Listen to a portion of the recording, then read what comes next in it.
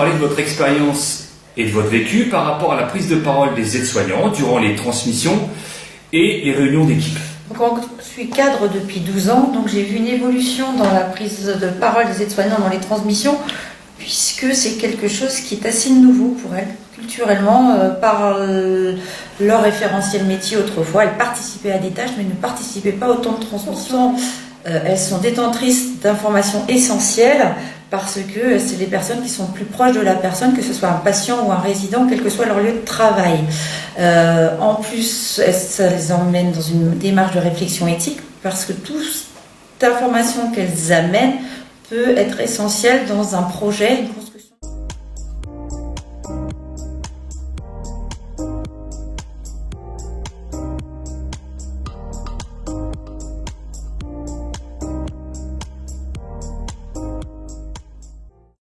Le contexte de cette séquence est celui d'une salle de soins au moment des transmissions entre les équipes du matin et de l'après-midi.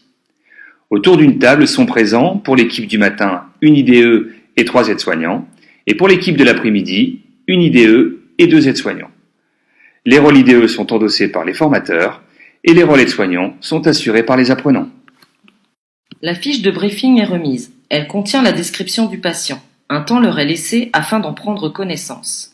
Puis, est remis à chacun une information concernant le patient. L'IDE du matin termine son week-end et est fatigué. L'IDE d'après-midi revient quant à lui de vacances et ne connaît pas le patient. Les apprenants ne jouent pas un rôle, mais leur rôle. Le jeu d'acteur des formateurs cherche à provoquer un débat dans lequel l'apprenant peut se positionner en tant que professionnel en utilisant ou pas l'information qu'il a à sa disposition. Durant environ 15 minutes, l'équipe débat autour des arguments de chacun. L'IDE d'après-midi s'efforce de faire émerger un avis co-construit.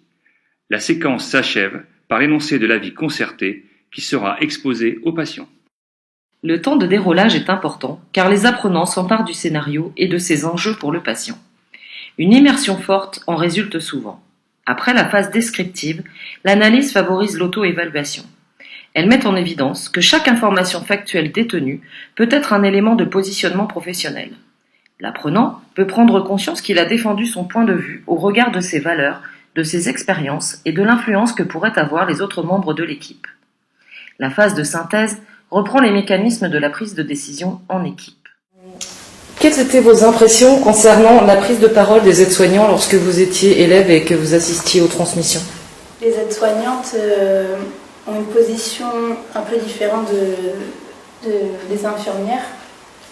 Elles osent un peu moins prendre la parole, parce que c'est peut-être un peu plus compliqué que... c'est les infirmières qui mènent vraiment la danse des transmissions. Puis après, les aides-soignantes, souvent, elles font les transmissions entre elles. Elles se disent, elles osent peut-être plus se dire des choses entre elles.